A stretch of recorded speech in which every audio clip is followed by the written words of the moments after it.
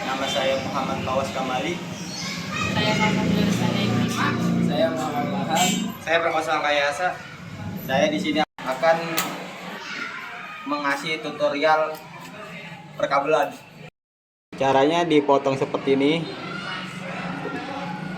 Ya, jadinya seperti ini. Nah, ini nggak dianggap nih yang ini nih. Nih yang ini. Lalu disusun seperti ini. Ya. Lalu masukkan konektor RJ45 ke sini ya. Seperti ini jadinya dan langsung dipres menggunakan tang krimping.